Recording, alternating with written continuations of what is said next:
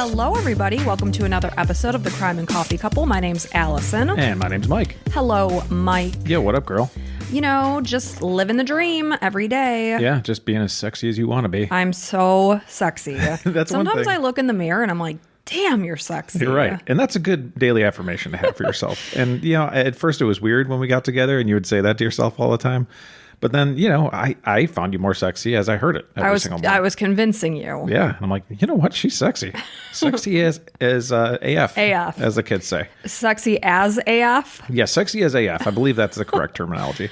Just kidding. I know what it is, folks. But yeah, welcome to the Crime and Coffee Couple. And we're here every week about 9 a.m. Eastern time, put out a new episode. And then we've got Patreon too. So you like us, little mom and pop podcast. We're not like that big Wondery, you know, Wondery's kind of like Walmart. You know, they do a good job. You can get your products there. But we're like that local mom and pop, you know, delicatessen on the corner. Yeah, we're the thrift store that smells musty, dusty, and crusty. Well, no. We're the deli that's cutting our own meats. That's you know? true. All the freshly cut ham. And you're like, you know, you come in, it's like, hey, Joe, and like they know your name, like that's what we are. So welcome to the show.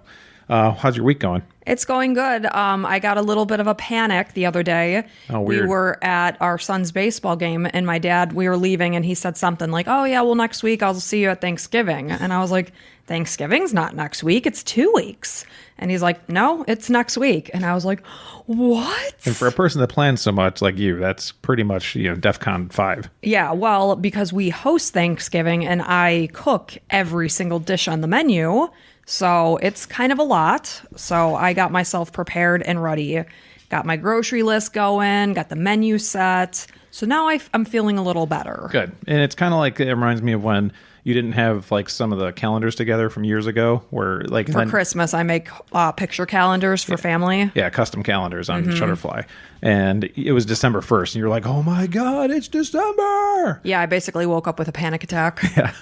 And then our daughter's birthday party is today, so we're going to have 5 12-year-old girls roaming around. That'll be fun. And here's the thing. Why am I going to this? Because I want you to be a fellow adult with me. Are you going to be lonely? Is that why you're dragging me along? You're my company. That's who you are. So now, folks, realize I don't mind like doing a bunch of stuff. I've taken our daughter and son to like birthday parties all the time and stuff like that. I don't care about being at stuff like in general. But this is like what is it, Kendra Scott? Yeah, it's Kendra Scott Jewelry Store. We're taking them down there. They're having sips and sweets. Which is great. I just find it super boring. And I think you would enjoy it. That's the problem. You're going to be just fine. I'll make sure I'll tap dance for you. I'll sing you a song. It'll be fun. It's not about entertainment. It's just about, I just do not like shopping at all. And it's going to be, I just look at I hope the kids have fun and maybe I can get joy out of that. So you will. You'll get joy out of that. And then we're going to go to a cool diner with good burgers and milkshakes. Yeah, maybe I can just do the burgers and milkshakes. You're going to smack a smile on your face and you're going to have a damn good jolly ass time. I mean, the other option is I could stay home and watch college football. Yeah, which, no. Oh, boy, that sounds terrible. I like to take yours fun. I put it in the palm of my hand and then I squash it. Yeah, that's basically it. I'm glad you understand. I kill your joy, your soul. I used to have so much more joy 20 years ago. We've been together almost 30. I was full of joy. Well, yeah, but it's kind of declined, you know, steadily. Well, it's like how the Grand Canyon was formed. It just slowly over time erodes. Right. I've almost fully eroded. So anything else to say here, Mike? No, you know, I think we should get started. Yeah, let's do it. So this is the murder of Bianca Rudolph. This is the story I'm telling today.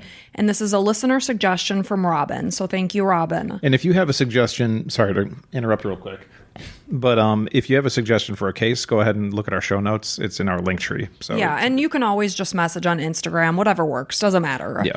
So in October of 2016, Larry Rudolph and his wife of 34 years, who is Bianca, they were wrapping up their trip and getting ready to head back to the United States after a safari vacation in Zambia, Africa. So Larry was a Pittsburgh-based dentist. He said that he was in the bathroom of their cabin when he heard a blast of a gunshot. He rushed out and found his wife lying on the bedroom floor of their 2-room cabin, and she was bleeding and basically dying when he came out of the bathroom. That's unfortunate. So he said that while Bianca was packing up the shotgun, it must have accidentally fired. That was his theory. And however, there was a game scout named Spencer Kakoma. He was like right in the nearby vicinity. He insisted that the ammunition had been emptied from the guns. That was their protocol. So retired FBI supervisory special agent and CBS News consultant James Gagliano felt it odd that two experienced game hunters would have an accidental death resulting, from negligence handling a gun. Yeah, I mean, depending on their experience level. I mean, it can happen to anybody. You get too comfortable. It's almost like more likely to happen to somebody with experience because then they're just comfortable. They think they got taken out, and then it's like, yeah, I don't know what the science says, but yeah, I see where you're coming from. Yeah. So Larry quickly chose to have his wife's body cremated in Zambia, which made Bianca's friends suspicious. Absolutely. So Bianca was a devout Catholic, and it was her belief that she did not want to be cremated. And that's what her friends believed that she always wanted, that she would never want to be cremated as part of her religious beliefs. I'm sure she shared that with them several times. Right. You know how you just go talk around, what you would want? Yeah, I mean, you guys know I will haunt your asses if you ever bury me. Yes, I think you'll haunt us regardless. So this particular friend was so troubled by the fact that Larry quickly cremated his wife, despite the fact that she didn't believe that's what Bianca would have wanted, that she actually made the effort of contacting the FBI with her concerns. She made a statement that Larry was having an affair and he was verbally abusive to Bianca. She said that the couple also fought over money, and this friend felt that Larry would never divorce Bianca because of the money, and Bianca would never leave Larry because of her religious beliefs.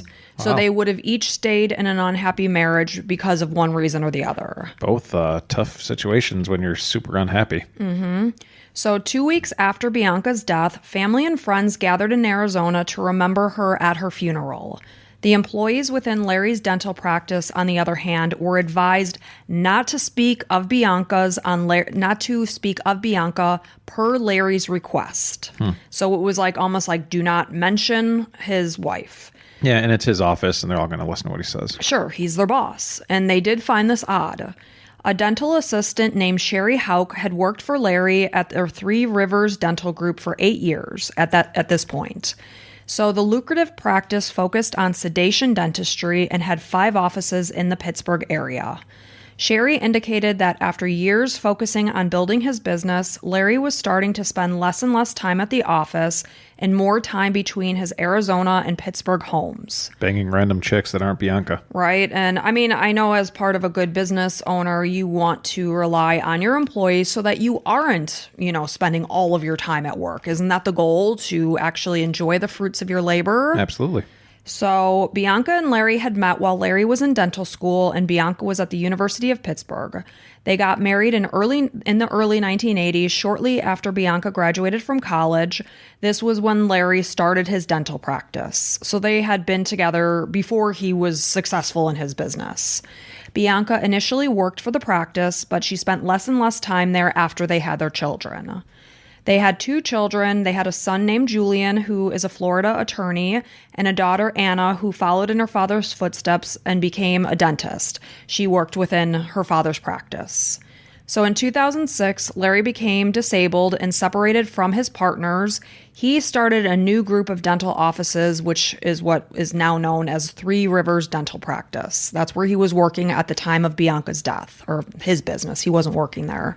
So Larry and Bianca often spent time traveling and hunting. This was their passion. And as time went on, they spent more time traveling to various countries, including Africa. Before meeting Larry, Bianca had not been a hunter, but over time, you know how it is when you're with somebody and they're passionate about something. It's like, why, if you can't beat it, join them. Yeah, like if you want to spend time with them, then you may as well take on their hobby. Right. Kind of like, people that golf with their spouses or do anything with their spouse. Right. And that's what this situation was. Bianca developed a love of hunting because of Larry. She realized if you're going to want to hang out with Larry more, you're going to have to shoot some animals. True. So before meeting Larry, Bianca, like I said, she wasn't a hunter, but she did become well respected in the sport of hunting. So they really quickly became international hunters. This is what they would do on their vacations. That's what you can do when you have a ton of money. Go kill some elephants and tigers and all sorts of wild game, which I would never do, but hey. I mean, to each their own. Sure. I have zero interest in hunting. So in about 2012, the Rudolphs moved from Pennsylvania to Arizona, but Larry maintained his practices in Pennsylvania. He would travel back and forth regularly to conduct his business. Sherry, who is a friend of Anna's, said that Anna described her mom as an angel. She loved her very much, and those who knew Bianca described her as a very kind and caring person. Sherry had never met Bianca and felt that this was on purpose, since she was aware that Larry was having an affair with Lori Milleron, who managed the offices. Lori had recently given Larry an ultimatum of 1 year, so he had 1 year to sell his dental offices and leave Bianca. That was her conditions. Good. So to Sherry, it seemed that the affair was very open, and she speculated had been going on for about 20 years. Wow. So it was an uncomfortable topic in the office. And it's like one of those things that everybody knows. Like, yes. Literally, it's kind of accepted at this point. And you'd have to think, so Bianca had no idea about it? Or... It sounds like she did know. Okay. And I think it's one of those things, like you said, she's very into her religion that says absolutely no divorcing. And then Larry just doesn't want to give up his money. So it's like, okay, just let's live in this horrible house. So people in the office were very much aware of this affair. It was uncomfortable. It was not spoken about. So Sherry described Larry as someone who could change his attitude on a dime. His behavior could be very erratic, and this is what ultimately pushed her to leave the job. You never knew what side of Larry you were going to get. So definitely maybe some bipolar or something going on. Or just maybe sometimes when people get a lot of money, they act like entitled a-holes. Yeah, and a lot of people with a lot of money, kind of get that way because that's who they are. Right. And I mean, I work in a hospital, and there have been some doctors I've come across who are just downright abusive to nurses, which is not acceptable. No, because we're all human beings. Right. And I don't care what your profession is. I don't care what your paycheck is. You treat humans with respect. Absolutely. So Sherry said that Larry would throw tantrums in the office, and the office staff called this going Rudolph. So they actually named his little tantrums and fits. Oh, he's going Rudolph. So Larry enjoyed talking about his hobby of big game hunting, and both he and Bianca shared this passion. Larry served as Safari Club International president for years. This is a group that promotes hunting. Through his term as president, many felt that he tainted the club's reputation through misconduct, which included alleged adultery. So Larry denied these claims and sued for defamation. The case was settled, but Larry was removed as a club member as well as the president. So his passion for hunting persisted, and in 2016, he and Bianca traveled to Zambia multiple times. On this particular trip, they headed to their favorite location of Kafue National Park in Zambia. So this trip, they were going on between September 27th and October 11th. This is the oldest and most prestigious park in the area of South Africa. The park is about the size of New Jersey. One section is a protected wildlife sanctuary, and then in an adjacent area, which is referred to as game management, this is where hunting is allowed. So the Rudolphs were staying in a 2-bedroom cabin that consisted of a bedroom and a bathroom. This is where they were when Larry said he was in the bathroom and he heard the shotgun go off. So the trip lasted 10 days, and Bianca's mission for this particular trip was to hunt a leopard. They spent time with local game scout Spencer Kokoma, who indicated that they were very happy together during this trip. They were very affectionate. They were laughing together, hugging and kissing. Being a married man himself, Spencer actually admired the love that he noted between them and said that there was no tension that he saw while he spent a lot of time with them on this particular hunting trip. Which is interesting, because you would think you'd notice something or pick up on something. You know those like awkward, forced vibes? Yeah. When you can tell a couple is not happy and they're faking it? Oh, yeah. Oh, man, those two hate each other. And those smiles, fake smiles and stuff, and there's always something. And he didn't pick that up at all. So they had brought 2 guns with them, a Remington .375 rifle and a Browning 12-gauge shotgun. It was the Browning gun that killed Bianca. So Spencer said that Bianca didn't get her wish of hunting a leopard, and then it was 5:30 a.m. on October 11th, 2016. The Rudolphs were in their cabin. They were packing to leave. After they finished their last hunting outing, they emptied their guns of ammunition before going inside their cabin because this was daily protocol for safety purposes. Do you get watched? Spencer did watch them. Okay. So he watched them empty the ammunition of their guns. Spencer said he, in particular, saw Bianca do it. And this was the gun that she was using with his own eyes. He saw it. Huh. So Spencer was working about 30 yards away in the camp's dining hall when he heard the gunshots. He rushed into the cabin and found 56-year-old Bianca Rudolph on the floor. She was bleeding from the left side of her chest. The gun was partially in a soft-sided case, and Larry was next to her. He was sobbing and absolutely inconsolable. He was trying to lift Bianca up. He ran and gave Larry a medical kit, but the bleeding was just tremendous. It was unable to be stopped. Spencer said that through his sobs, Larry said that he wanted to kill himself because his wife had committed suicide. And Larry told Spencer that while he was in the bathroom, his wife had committed suicide. He specifically said that to Spencer. So he's like not saying that it's an accident. Right. Yeah, interesting. So, and again, this is like literally moments after the gunshot went off. Yeah. So he was so distraught that Larry ran to a nearby river and threatened to drown himself. After Spencer was able to calm Larry and bring him back inside the cabin, his story suddenly changed. He told Spencer that Bianca must have accidentally discharged the gun while putting it back inside the soft-sided case.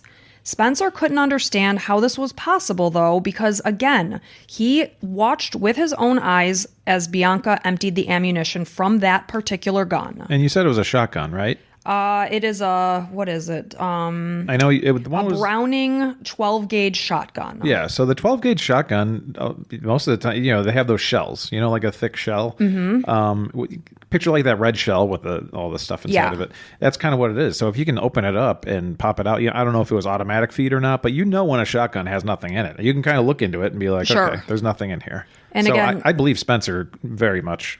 I think he's accurate in what he's saying. And this is his job. Right. So he was sure that the gun must have been reloaded. Spencer and Larry went to the local police station, and Larry was interviewed by now retired police commander Rostin Yayanga for about 30 minutes. Larry said that Bianca had accidentally shot herself. His story was believable at the time because Commander Yayanga wasn't there. He's hearing what Larry's telling him. He looks distraught. He's saying, it was an accident. Yeah, but Commander Yayanga needs to look into this a little bit, too, because everything needs an investigation. Mm-hmm. Now, I wonder if Commander Yayanga is also, this is obviously probably a big part of the economy locally here, this big game hunting. I'm sure this Larry a-hole spent lots of money to get there and, all these things. So you want to make sure there's not a lot of eyes on your big game hunting and people coming in and be like, oh, so, whatever, a murder happened. Mm-hmm. All of a sudden you get to talk, a bunch of bad stuff's going to happen instead of an accident. Right. So he wants to have an accident instead of a murder. Sure. Investigators went to the scene, and Commander Yayanga was told that their findings matched what Larry was saying. How convenient. The shotgun was found about 3 feet from Bianca's body and had discharged while in the case. Larry said that he tried to resuscitate his wife unsuccessfully because she was bleeding so profusely. The report indicated Dr. Lawrence Rudolph rushed into the bedroom to find his wife lying on the floor bleeding. The findings further suggest that the firearm was loaded from the previous hunting activities, causing the firearm to accidentally fire. Investigators found 1 round in the shotgun at the time of the shooting. And then a Zambian forensic pathologist determined that Bianca had died from hemorrhagic shock, macerated left side of the heart, and a perforated lung from a gunshot wound. Okay, that all makes sense. And at no point do they mention Spencer saying that it was unloaded. And not to mention the fact that when Spencer first entered the cabin, Larry was using the word, "My wife committed suicide." So the police find that it's an accidental shot. And I mean, sure, Larry is distraught. You never know what he's saying. Yeah. Sure. He might be in shock. He might just be saying, whatever is just coming out of his mouth. Yeah. So Sherry from the dental practice said that Larry did not tell their children, Anna or Julian, about their mother's death for nearly a week. When Anna found out, she was obviously devastated and had questions about what happened. She had not been told where her mom had been shot. Do you know about how old they are at this point? They were adults because Anna was working within his father's practice. Right. And I think the son lived in Florida. So a ballistic expert and former special agent at the Drug Enforcement Agency reviewed documents from the case and said that the blast from the gun would have been ferocious. Spencer indicated that Bianca had screamed after the gun went off, screaming like basically, ah. He'd reached the cabin within 15 seconds, and Bianca was basically already dead by the time Spencer entered the cabin. Spencer had questions from the get-go in terms of Larry's version of events. He was suspicious. Interesting. Good for Spencer. Thank God. He told Spencer that, when I say he, Larry told Spencer that he had been in the bath when the gun went off and raced out to find Bianca dead. However, when Spencer entered the cabin, not only was Larry fully dressed, but he was also wearing shoes. You're wearing your shoes in the bath, Larry? You know, I picture that superhero movie where it's like you pop out and like your clothes just like basically fall on. Yeah. Again, Spencer estimated that it took him about 15 seconds to reach the cabin. There was no way possible that Larry was able to get out of the bath or the shower and be fully dressed with his shoes on at his wife's body at her side, sobbing. Good for Spencer, because a lot of people would just be like, maybe I'm miscalculating. Maybe it was 3 minutes. And he's like, no, it was 15 seconds. I was there. There's no way this dude was in the bath. Right.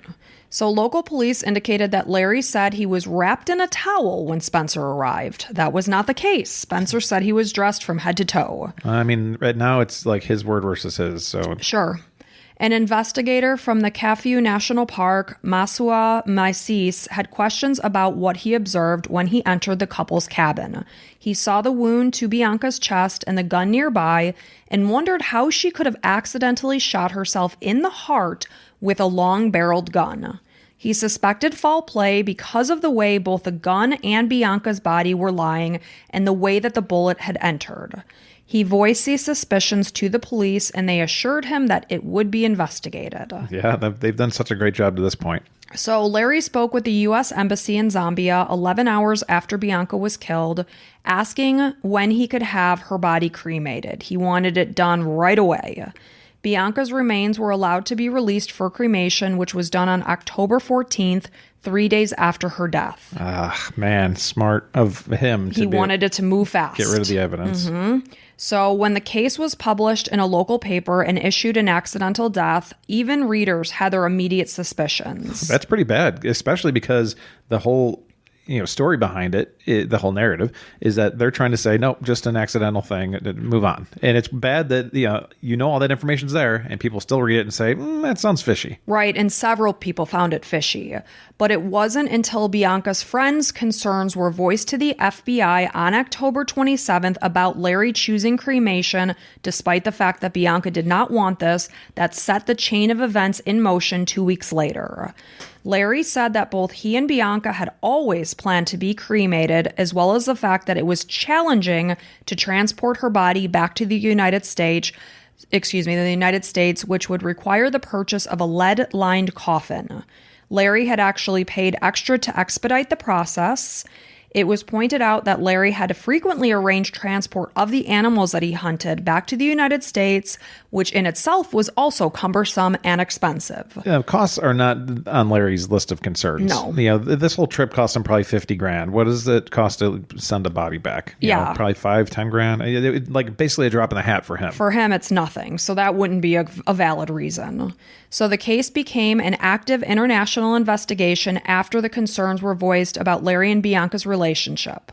Hours after Bianca's death, the consular chief at the U.S. Embassy in Zambia had his concerns and spoke with Larry. Because Larry seemed to be in such a rush to have his wife cremated and to leave the country, it just seemed suspect. Absolutely. So the consular chief just so happened to be a former Marine who had decades of experience with weapons. Little did Larry know, but he was able to inspect Bianca's body before it was cremated. On October 13th, this is when it happened. So during this time, he took photos, he measured the shotgun as well as the wound. Based on Bianca's body, he did not believe that she could have shot herself. And why wasn't this already done? Why did this take the U.S. Embassy to step in? Because Larry said it was an accident. Yeah, but also, the local Zambian police force needs to do a better job here. Clearly, they're taking a cut of something. Maybe. So to him, it appeared as if someone was holding the shotgun several feet away when it was fired. The consular chief stated that his notes and photos with the he shared his notes and photos with the FBI, and an inquiry into Bianca's death was underway. When Larry discovered that he had gone to the funeral home and actually reviewed her body, took photos and measurements, He described Larry, after learning this information, as livid.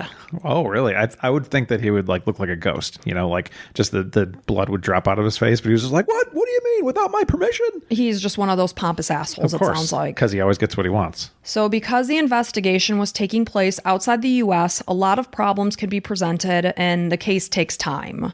The FBI worked on the case both in the U.S. as well as Zambia. In the meantime, Larry carried right on with his life. Life just went on for him. 5 years went by when Spencer was contacted by the FBI. Over the years, they'd interviewed numerous people, they reviewed documents, photos, they conducted forensic testing. The evidence concluded possible foul play, and a complaint was filed that indicated that Larry was potentially Bianca's murderer. So, retired police commander Rostin Yanga indicated that when their officers arrived on the scene, they found Bianca's body lying face up, and Larry seemed to be devastated. He saw tears in his eyes, and at the time, no one suspected that he was responsible for his wife's death. Upon entry, it all looked legit. So it was suspicious that an experienced hunter such as Bianca would have pointed the muzzle of a gun toward herself as she packed it. It's just not your, what's the word I'm trying to think of? Standard operating procedure. Yeah, it's just not. Yeah, it's not. It's not what instinctively you wouldn't. Right. Like if you've been around guns, you never point it at somebody else. Mm-hmm. You never point it at yourself. You never have your finger on the trigger. There's these rules that you have, and people like that would definitely know all these and never, ever, ever go against that. The only person that would possibly do that is like a kid who just doesn't respect the power of a gun. Or a complete moron. Right. Bianca was an experienced hunter. She had respect that this was a deadly weapon. She would not have pointed the muzzle of the gun toward herself as she was packing it away. It just wouldn't have happened. So even believing the weapon was unloaded, an experienced person would never, under any circumstances, point the gun at their own body or that of another person. The rule is always assume it's loaded. So according to the complaint, the FBI interviewed a Zambian ballistics expert who performed drop tests to see if the gun would fire if dropped. The gun was repeatedly dropped from about 4.5 feet high onto cement. It never one time misfired. They also did tests using the same make and model gun that killed Bianca and used a soft-sided case just like Bianca had, with a study of people in it in the same height as Bianca. Similar arm lengths as well, to determine if she would have even been able to reach the trigger while she was packing the gun inside the bag. Yeah, like would she have to pull it with her toe? Like is it so long that can't happen? So 15 women Bianca's size were tested, and none were able to reach the trigger. Bianca stood at about 5'4", and based on an analyzed photo, her longest possible right arm length was estimated to be 28.75 inches. The FBI used a prop gun. Bianca's gun was approximately 31.1875 inches from trigger to muzzle. And again, her arm length was about 28.75. And that's the very tip of her finger. Right. The woman used in the demo was just able to reach the trigger, but it was very difficult. Like she had to struggle to do so. The soft-sided gun case was not a tight fit. The gun would have easily just slid right in, not requiring force to push it in. There would have been no need to force the gun into the case. So the conclusion was that it was possible, but it was very difficult. It would only happen if Bianca had been leaning over the gun, which would have made it be the muzzle of the gun would have been in direct contact with her body. Had that been the case, a contact shot would only be the possibility there.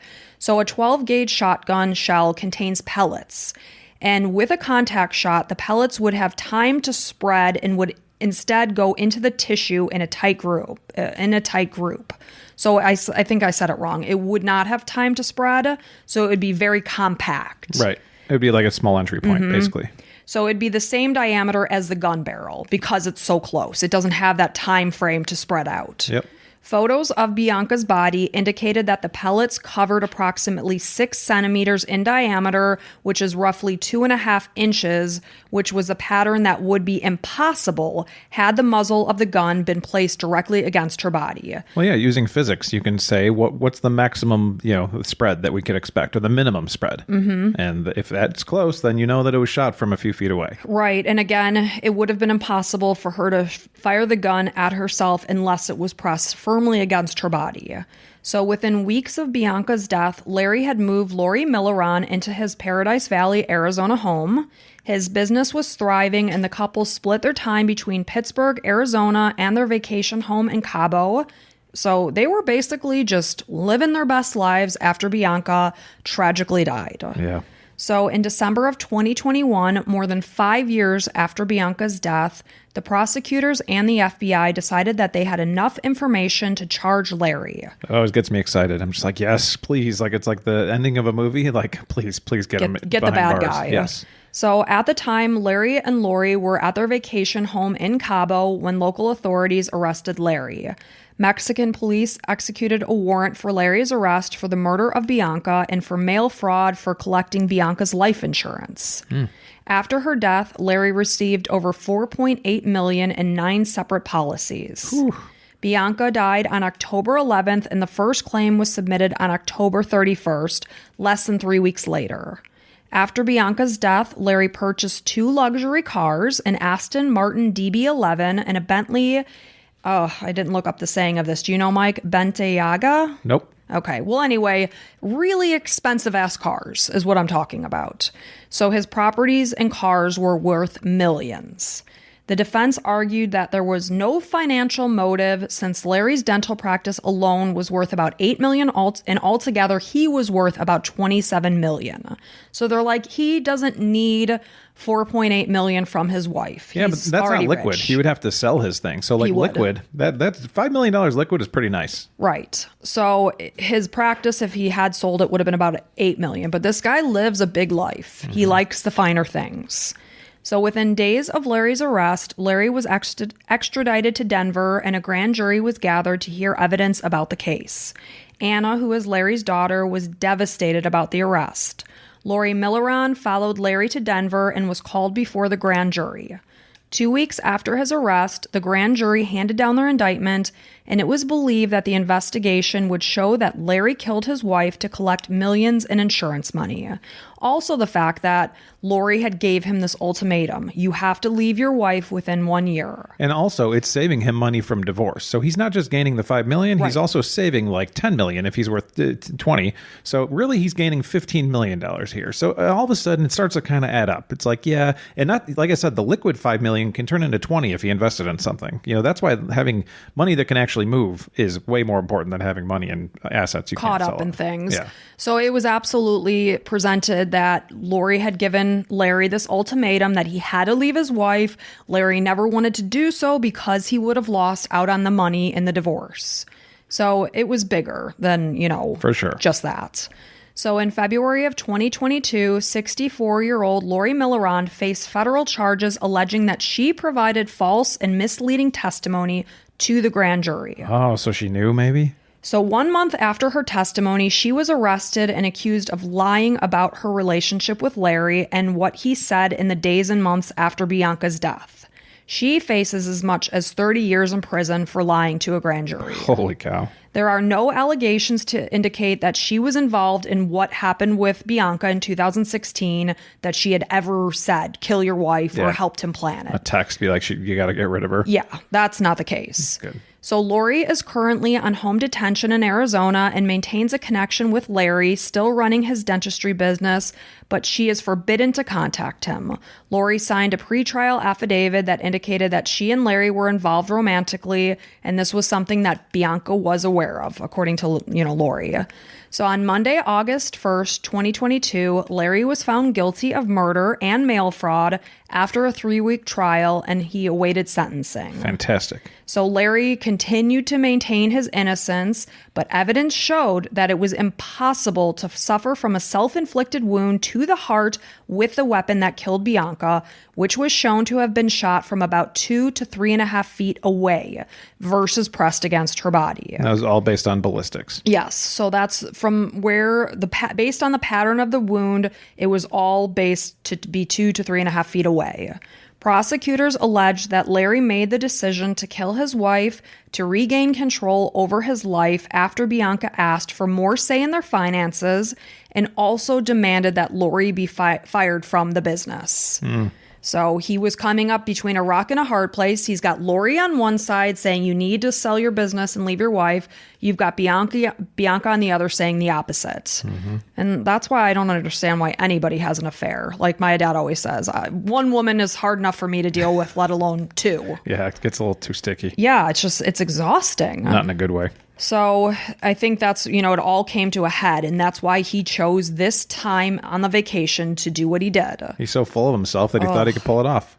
And, like we talked about last week, or maybe it was the Patreon episode, somebody with a lot of money, they're not used to having to pay any kind of penalties because all they do is pay people off. I'm sure this jerk had very expensive lawyers, and they're like, yeah, we'll get you off because they want all his money too. And they're like, yeah, just give us a $10 million retainer. You're fine. Yeah, we'll get you off. And, unfortunately, something like this, you kill somebody, you got to pay for it. And I love when these powerful guys go down. It gives me great satisfaction. Absolutely. And unfortunately, it was at Bianca's expense. I know. It's so tragic.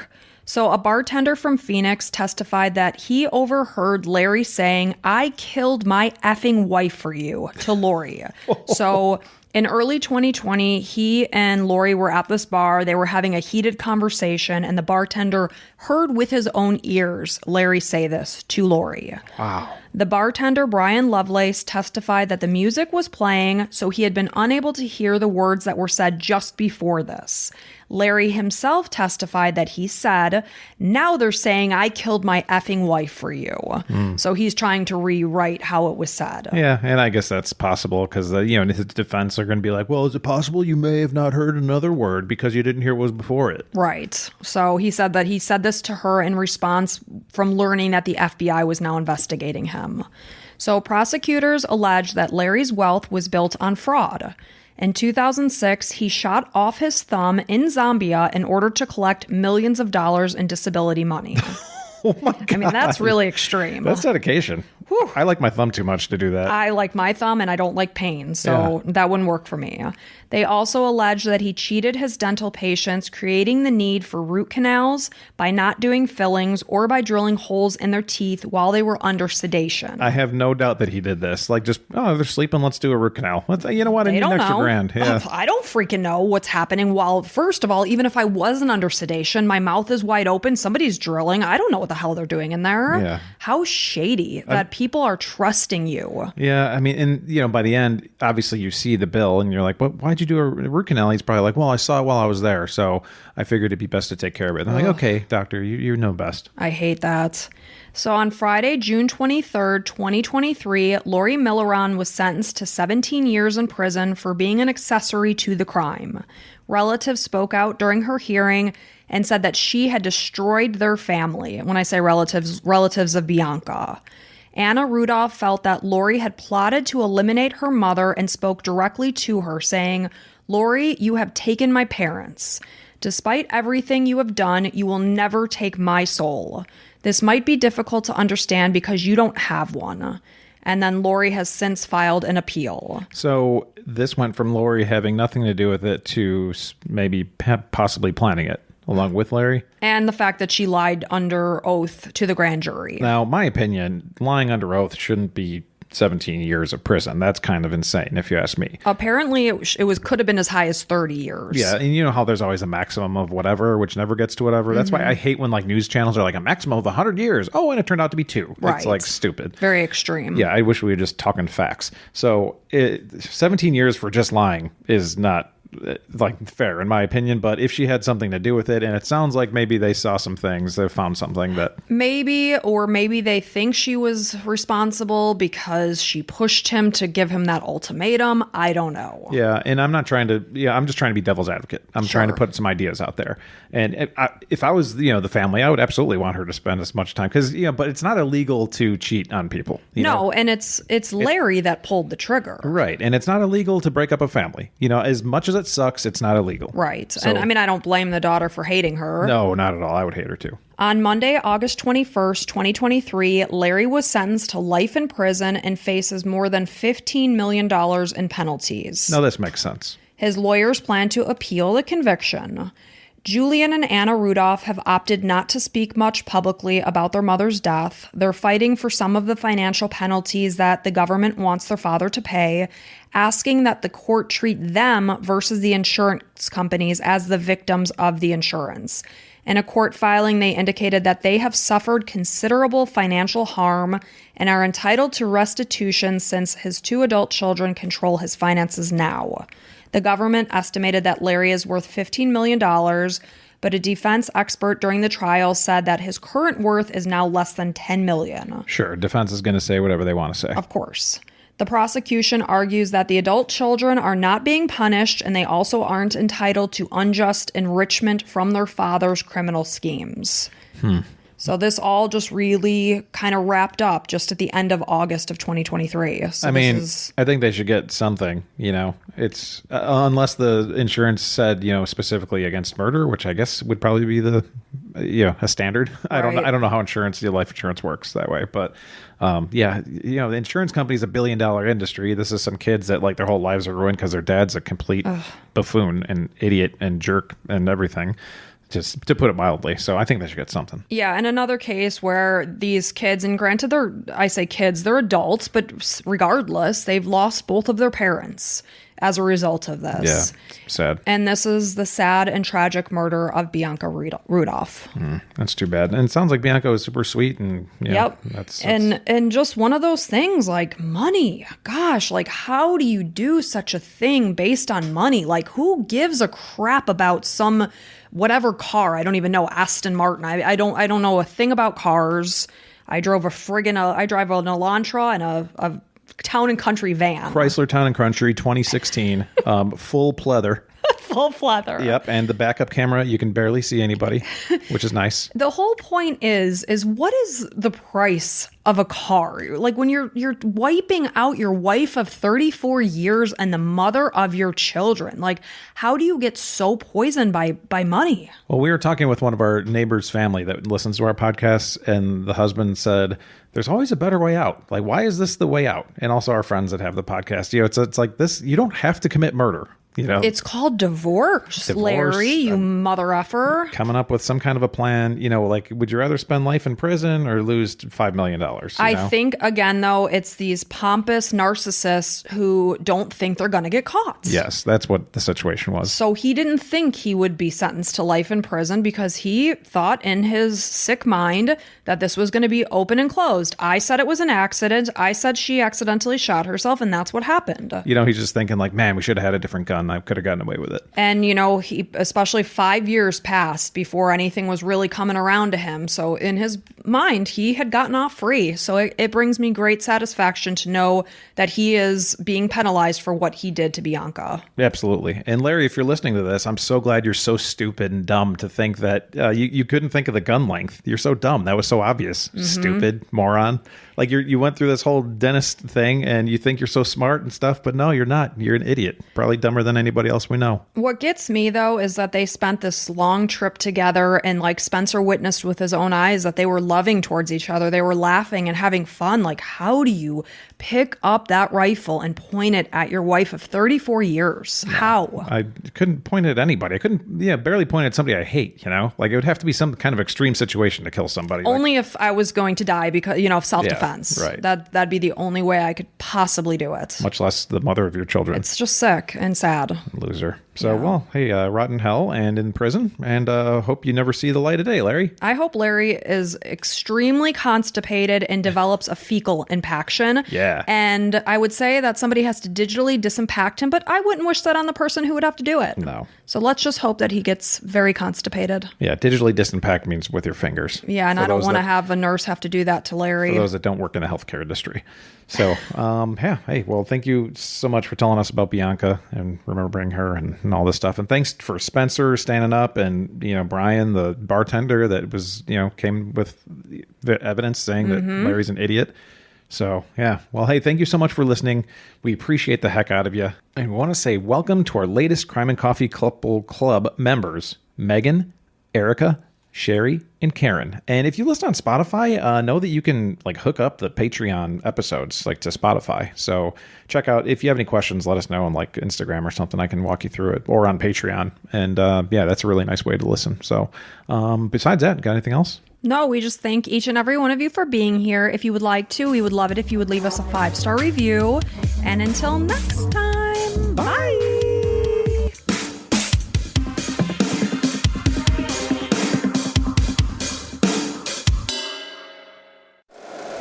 If you like the show, please take a moment to rate, review, and subscribe. It really does help the show to grow. Thank you for listening.